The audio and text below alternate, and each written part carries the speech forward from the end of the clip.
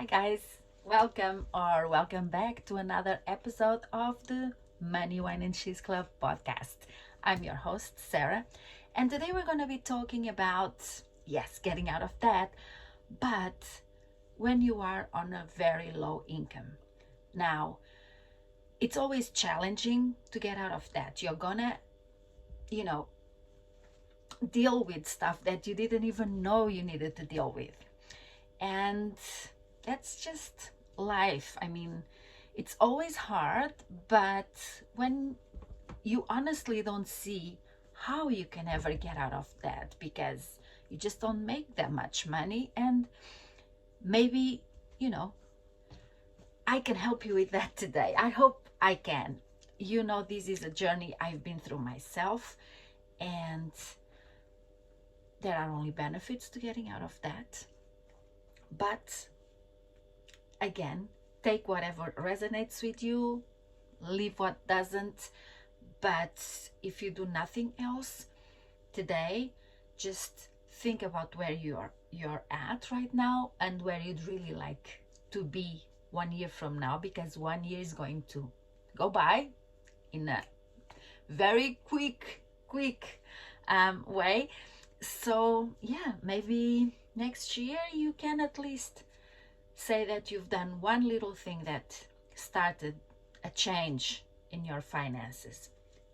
So without further ado, let's go. I have 10 things that you can start doing today that will definitely help you get out of debt. So for the first one, getting out of debt on a low income, it is, like I said, very challenging, although it's not impossible.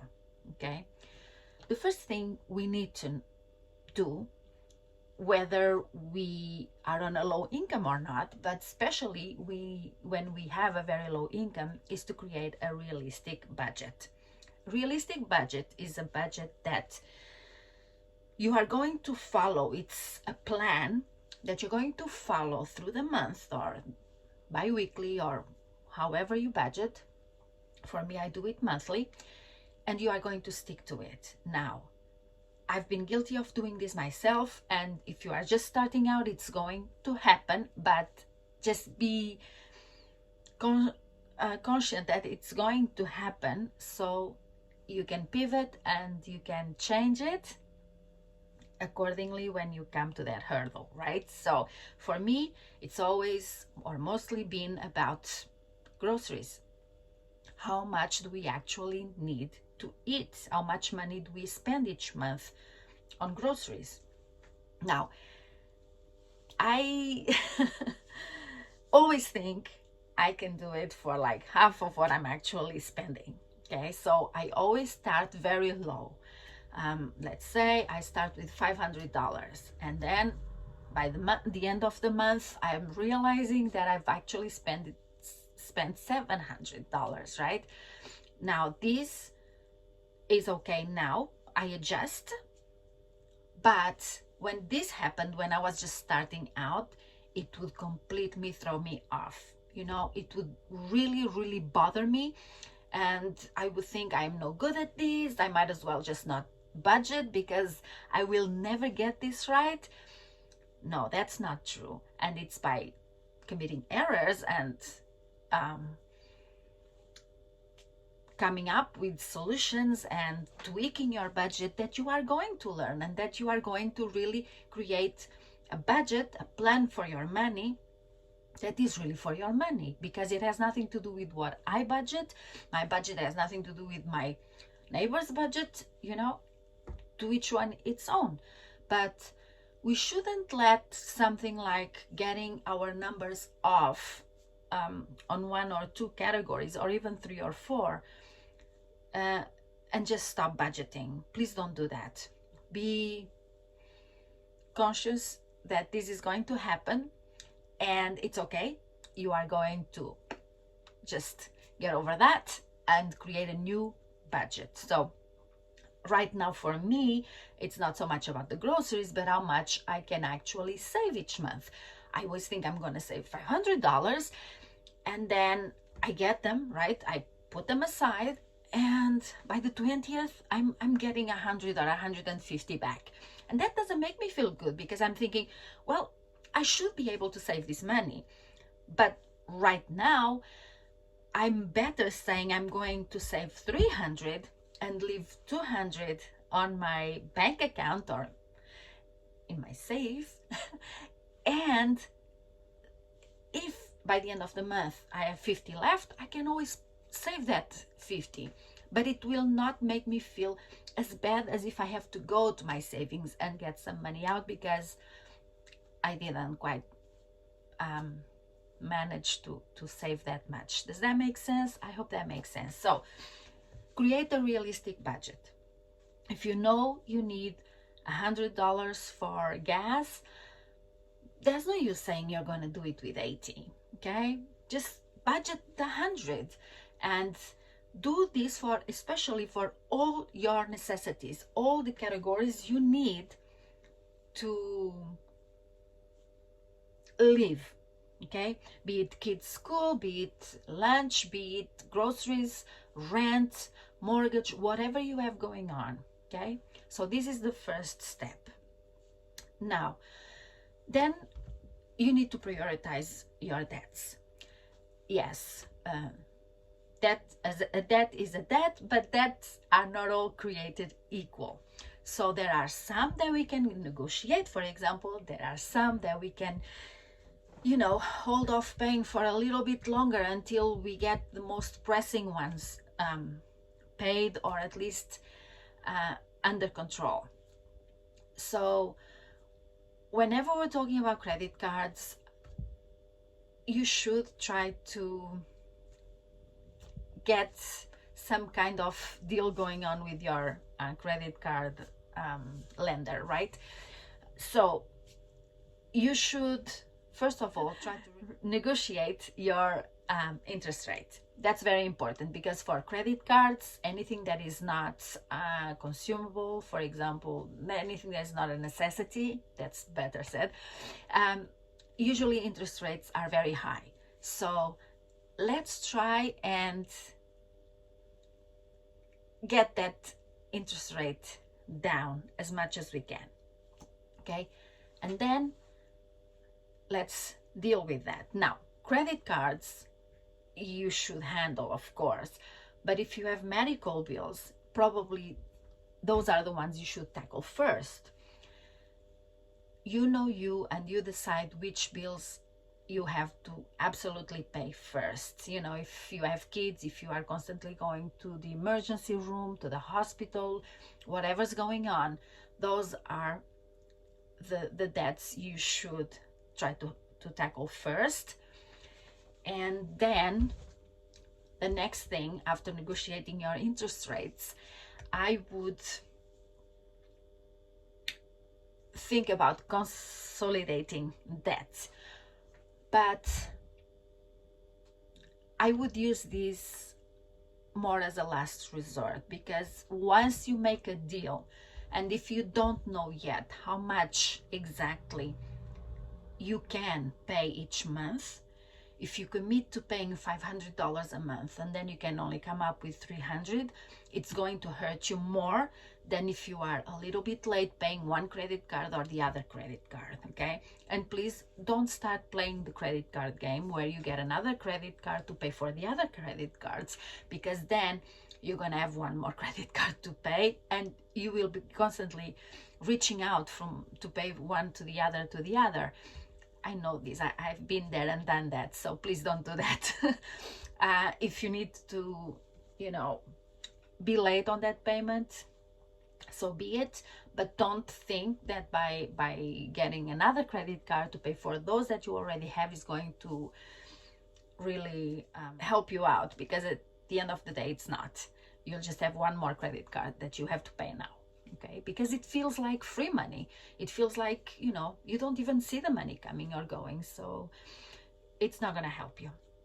Okay, but whatever you do, if you have student loans, do not consolidate those. Okay, because those are never going to go away if they are consolidated. However, if you have a student loan, if anything should happen to you, this student loan is paid off. Nobody's going to inherit those payments unless they've been consolidated into a loan. Okay, so don't do that. And I dare say those are probably the ones that you also can take a little bit longer to pay and be a little bit behind, because I don't think the consequences are as big as a medical bill or, you know, a mortgage, for example. That's one of the first ones you do need to pay, because you don't want to find yourself living on the street or losing your house, especially if the market is not hot and you can't really sell your house for at least the mortgage. If you can, and if you think that's one of the things that will help you to quicker get out of the situation you are, your financial situation, well, just do that, and you can rent for a little while longer and it'll be okay. Just try to think outside the box. And it's not, I mean, it's not going backwards if you do that. It's looking after yourself and your family first. You know, you have to do whatever you need to do to move forward and to create that life that, you know, you really want. I remember that when we got married, or at least when I got married, you know, I wanted the diamond ring and I wanted the gold rings and everything. And today, if you ask me if that's one of my priorities, well, it's not. You know, we change, we grow. And what seemed like a big deal 20 years ago, it's really not a big deal today, you know. And whatever works for us, that's what we need to do. Okay, moving on. Yes, I'm gonna say it. So increase your income. All right, if you are living on a very low income, increase your income. Now, I also am going to say, do not start, you know, a side hustle where you have to spend money. If you want a blog, if you want a podcast, if you want, you know, to talk about something that you are amazing at and that you can help people, I think you should do it, but not when you need cash right now. If you need cash right now, you know, you go work some extra hours cleaning offices, at the supermarket, driving Uber, if that's still a thing.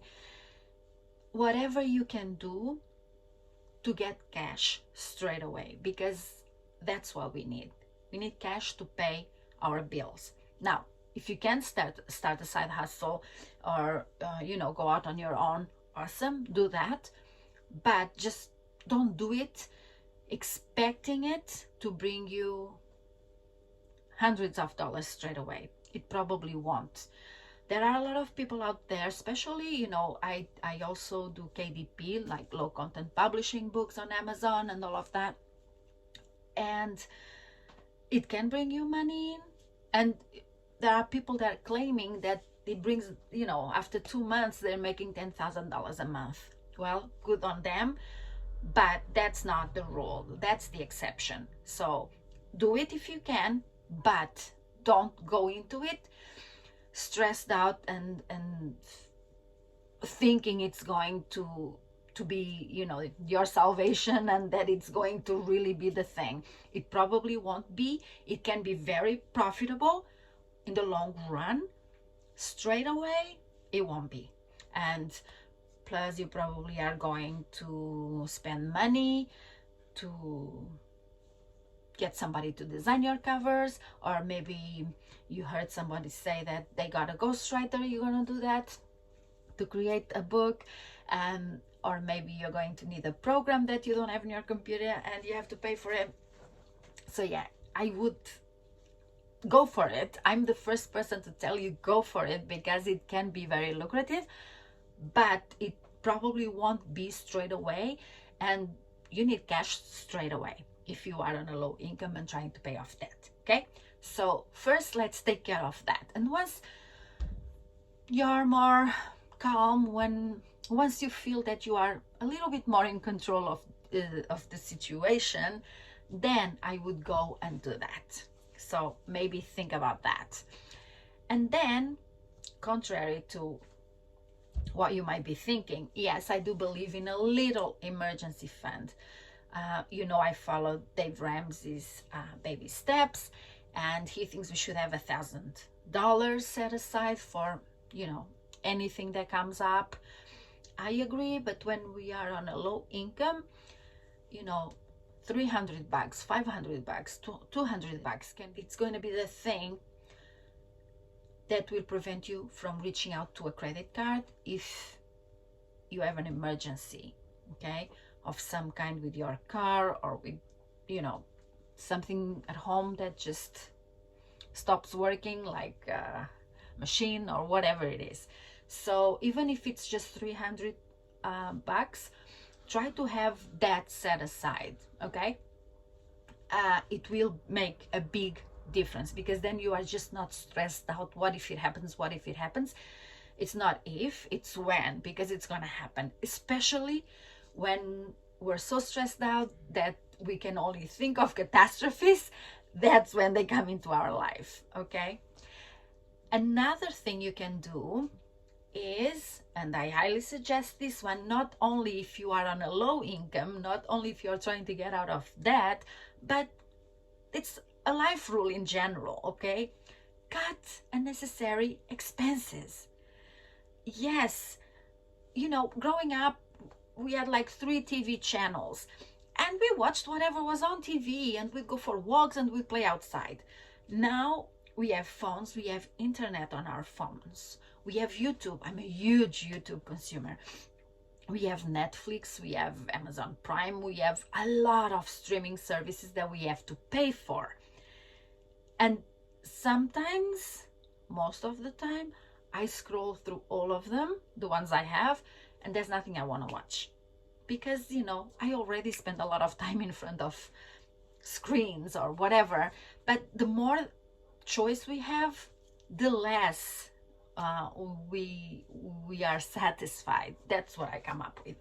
So sure, you can have them, but how about having one at a time, like Netflix for half the year and another streaming service the other half of the year? Or whenever you really want to watch something that's coming out on that streaming service, stop one, start the other.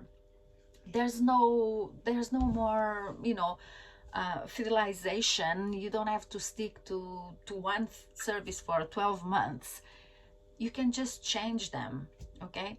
So do that. And with whatever you don't use anymore, try and be very conscientious about all of this, because sometimes, and this happens for me, I always remember I didn't unsubscribe to something, or that I didn't cancel some subscription when it's due and it comes out of my bank account. So, and I go straight away and I unsubscribe or I cancel, but I still have paid for 1 more year or however long it was. So be very intentional about that, okay? So next, I think one of the things that you can do is seek financial assistance. I'm not talking only about coaches. I am talking also about coaches. I'm talking about anyone or any type of program that you have accessible to you that will help you with coming up with other kind of solutions that we haven't thought of. Because let's face it, we're in it, we don't think clear, everything seems like a catastrophe. So any program that anything, and this also is about watching YouTube. This is also about reading books. It's like when it goes hand in hand with what I wanted to talk about next, which is educate yourself. We can learn. We have to learn. Most of the things we learn because we need to. We really, when we go for a job, sometimes, well, most of the time we don't know what it entails, or if we know, we just have an idea, but we've never actually done it. So we need to learn it, and we do. So it's the same thing for our personal finances. Just read books, watch YouTube. There's amazing people out here that really, really help get out of debt, create wealth. Lots of podcasts that I love. I'm a very big podcast listener. So whatever works for you. And I remember very well, when I was working, cleaning houses, I worked alone most of the day. So I was constantly listening to Dave Ramsey or whoever came up on personal finance. And that really helped me get out of that comfort zone, because at the end of the day I was comfortable, because as long as I just stayed in my bubble, maybe I wouldn't get hurt, or I wouldn't do any more damage than I thought I'd done. Whatever, we're all different. We all think of our situations in different ways. So whatever it works for you, do that. Listen to that. Educate yourself. You know that I'm a big proponent of knowledge is power. Well, I also want you to remember that knowledge is only power when you use that knowledge, right? It's no use for you to read books or to listen to podcasts or watch YouTube videos on personal finance if at the end of the day you go back to your life and you stay in your bubble and you do nothing about it. But if it gets you thinking about your situation, if it gets you, just controlling your spending, if it gets you to try and pay off one credit card, or save a little more, well, it's doing what it's supposed to do. It's motivating you to do something, okay? And my last tip for you is patience. Yes, this is a very hard one for me, okay? Stay disciplined and be patient, because it's going to work out. I'd also want to say, be grateful for where you're at. Be grateful that you have access to all this free information. There are so many people that want to help you out. You can, learn about anything about personal finance without spending a dime. So do that. Be grateful that you have that. Be grateful that you are thinking about creating a better life for yourself, because for me, at the end of the day, that's it. For me, it's freedom. It's freedom from having to go to work for someone, or to do something I don't want to do. It's freedom to take a vacation whenever I want. And I don't mean that I have a lot of money. I mean that working for myself, it gives me that freedom. And I could only do that because we controlled our finances. So it might be worth thinking about that. And I'm so grateful that we did it. And don't get me wrong, I would never have done it if I didn't need to, if I wasn't really, really in a bad place that I had to do something. It wasn't my choice. No, it wasn't. But I am glad that I'm here now. It was very hard. I'm not saying it's not hard. It's very hard. But when you decide, and when you respect, and when you show up to the commitments you've made to yourself, your life is going to change for the better. You can bet on it. I bet on it. Because I know that it can happen, and I know that it happens. Okay? And, it's, like I said, it's not going to be easy, but it's going to be worth it.